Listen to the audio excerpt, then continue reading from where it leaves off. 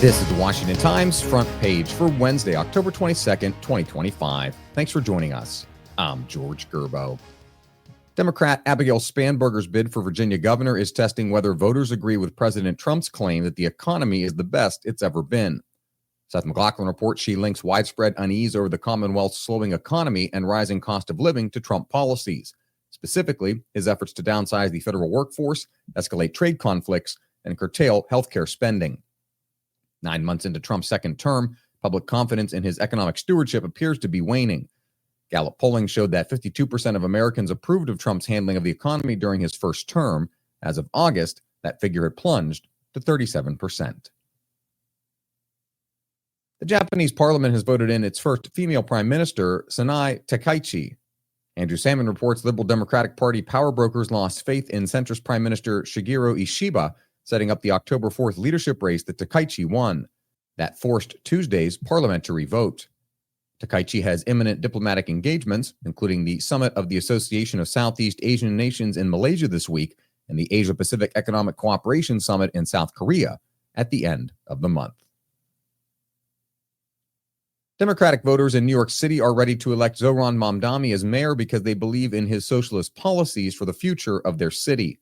In a series of on-the-street interviews, New Yorkers told our Carrie Pickett that Mamdani's agenda comes from the heart and will help regular Americans, especially racial minorities. He has run on the promise of free bus rides, rent-stabilized housing, pushing for a $30 minimum wage, and opening city-owned grocery stores. Susan Friettier reports Mamdani believes homeowners living in neighborhoods populated by minorities pay too much in property taxes, and those living in wealthier, whiter neighborhoods do not pay enough.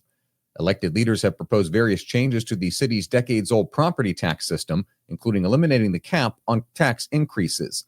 Critics of the current plan say the system undertaxes real estate that has increased in value significantly, shielding wealthier residents from paying more. And finally, former Des Moines, Iowa school superintendent Ian Roberts' name remains on Maryland voter rolls. Stephen Diner reports documents obtained by the American Accountability Foundation show Roberts registered to vote in Maryland in December 2011. The card said it was an address change, though the county listed him as a new voter when it added him to the rolls in January 2012.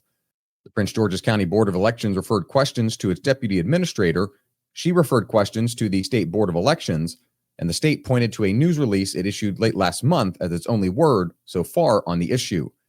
Roberts was arrested last month by U.S. Immigration and Customs Enforcement.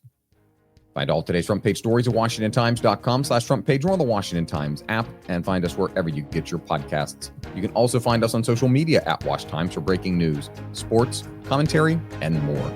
For the Washington Times, I'm George Gerbo.